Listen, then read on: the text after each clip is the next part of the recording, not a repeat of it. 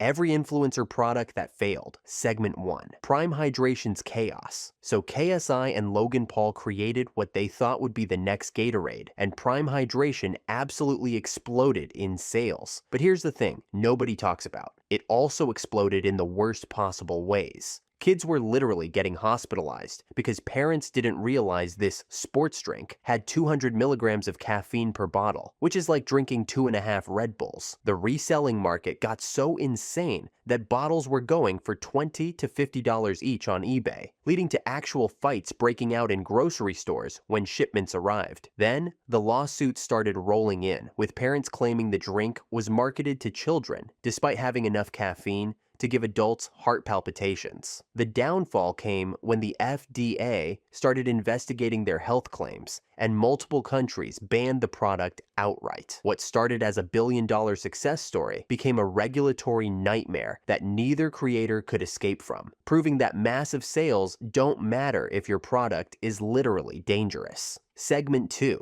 Mr. Beast's Chalky Chocolate Disaster. Mr. Beast launched Feastables with all the fanfare you'd expect from someone who gives away millions of dollars in videos, but the first batches were absolutely terrible, like eating sweetened chalk mixed with artificial vanilla flavoring. The internet roasted him mercilessly because here's a guy who built his brand on quality and attention to detail, yet his signature chocolate bar tasted like disappointment wrapped in colorful packaging. Food reviewers started making entire videos dedicated to how bad the chocolate was, with some comparing it to dollar store candy, and others questioning whether Jimmy had ever actually tasted chocolate before launching his brand. The downfall was swift and public, with memes flooding social media. Let's do it.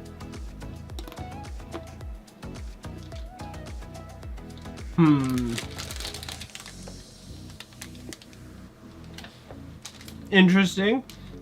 What does this taste like? Only 4 ingredients?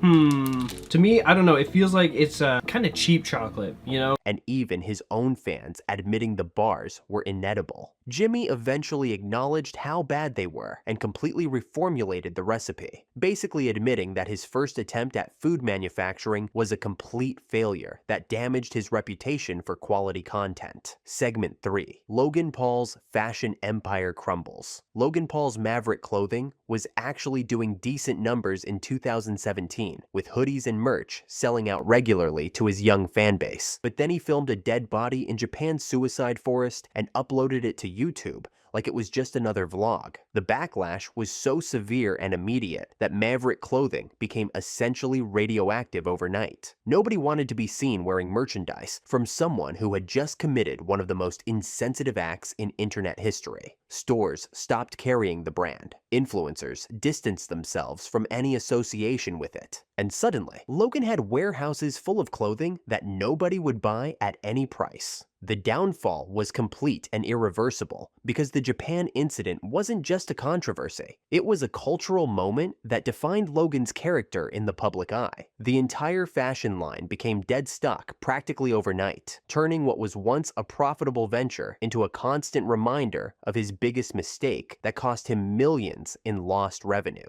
Segment 4. Rice Gum's Gambling Scheme. Exposed Rice Gum thought he could cash in on the mystery box trend by launching his own website, essentially creating a gambling operation disguised as a trendy shopping experience. The site promised expensive electronics, designer clothes, and cash prizes, but content creators who investigated discovered that the odds were rigged, the prizes were often fake or worthless knockoffs, and the whole operation was designed to extract maximum money from his young audience.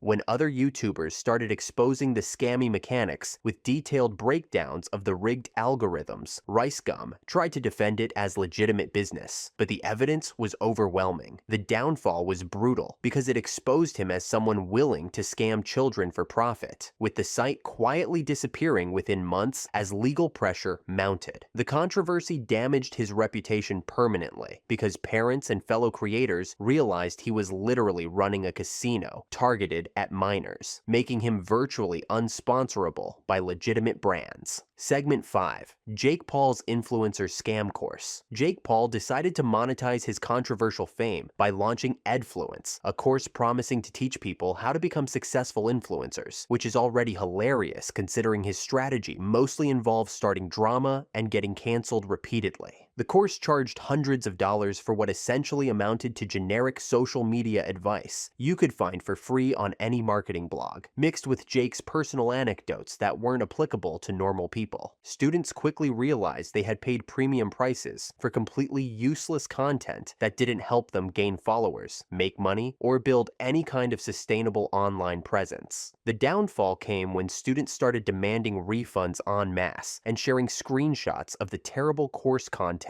online. Reviews were so overwhelmingly negative that Jake couldn't defend the program anymore, with people calling it an outright scam designed to exploit his young audience's dreams of internet fame. He quietly shut down the entire operation, but not before taking thousands of dollars from people who thought they could buy their way to success. Segment 6. David Dobrik's Dead Photo. App Dispo was supposed to be David Dobrik's big tech breakthrough, a photo app that mimicked disposable cameras. But what really makes Dispo even cooler is the fact that you can make rolls. So rolls are basically like albums, but albums that can be collaboratively contributed to. So say if you do it with your friends, you guys can all contribute to the same rolls. By making you wait to see your pictures, and it actually gained decent traction initially because of his massive influence and celebrity endorsements. The app raised millions in funding and was being positioned as the next Instagram or TikTok, with David positioning himself as not just a content creator, but a legitimate tech entrepreneur who understood what young people wanted. Then, the allegations about his friend group's behavior surfaced. A fan released a video of him confronting David about the events that led to the sexual assault accusation against Vlog Squad member Dirty Dom.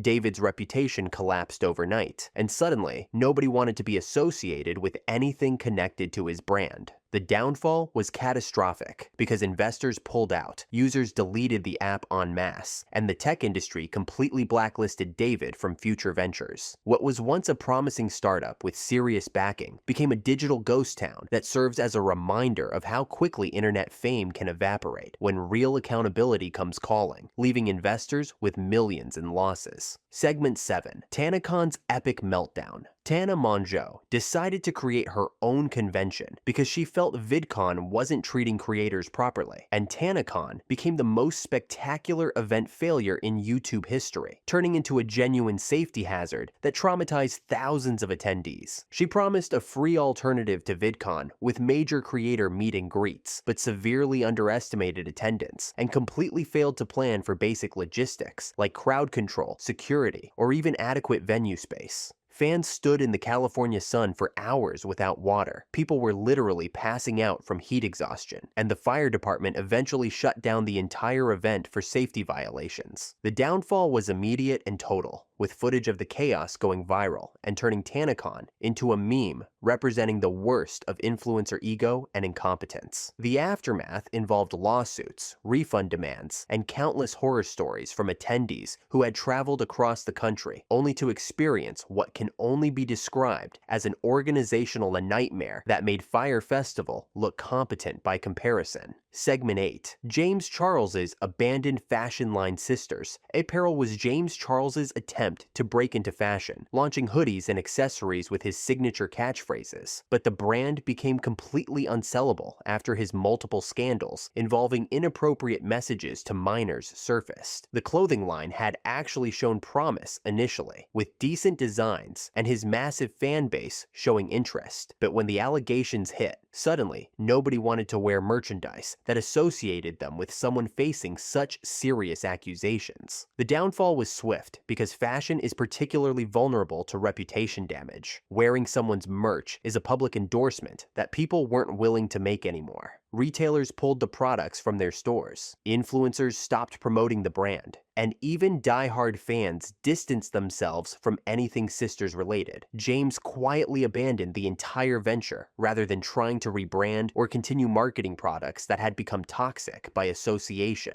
The remaining inventory essentially became worthless overnight, and the Sisters apparel website disappeared without any official announcement, leaving the fashion line as another casualty of his reputation implosion. delusion. Segment 9. Emma Chamberlain's coffee crisis. Chamberlain Coffee launched with massive hype because Emma had built her entire brand around being a relatable coffee-obsessed teenager, but the actual product was generic, overpriced coffee that tasted like something you could buy at any grocery store for half the price. Her fans were expecting something special that matched her personality and aesthetic, but instead got bland coffee in expensive packaging that felt like a cash grab rather than a passion project. The initial reviews were brutal, with people pointing out that for someone who talked about coffee constantly, her actual coffee knowledge seemed limited, and the product reflected that. The downfall came when coffee enthusiasts started doing blind taste tests, comparing Chamberlain coffee to cheaper alternatives, proving that you were literally paying extra money for worse coffee just because it had Emma's name on it. Social media filled with disappointed customers sharing their honest reviews, forcing Emma to acknowledge the quality issues publicly. She eventually completely rebranded the company, hiring actual coffee experts and reformulating everything, essentially admitting the original launch was a failure that damaged her credibility. Segment 10.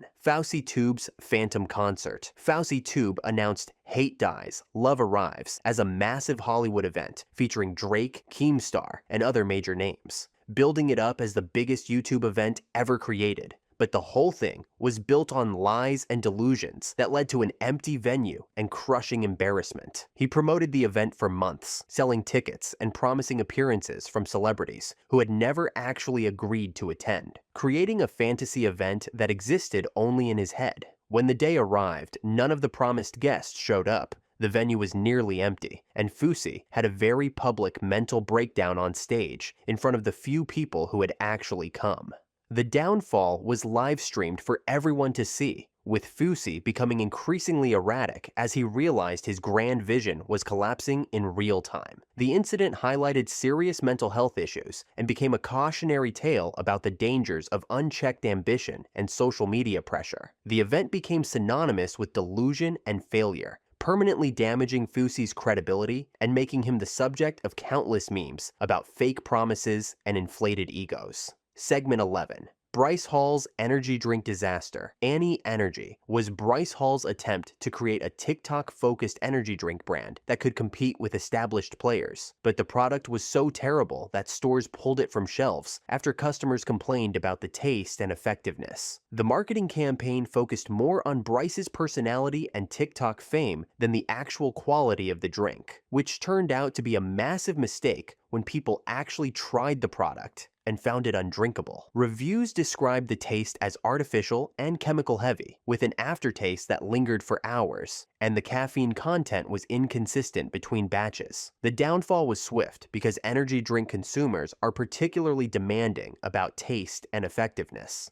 and Annie Energy failed on both fronts spectacularly. Social media filled with videos of people spitting out the drink and comparing it to cough syrup or cleaning products. The brand disappeared from retail locations within months of launch as stores refused to restock a product that customers actively complained about. Bryce never officially addressed why Annie Energy vanished, leaving it as another example of influencers assuming their fame could overcome poor product development and basic quality control.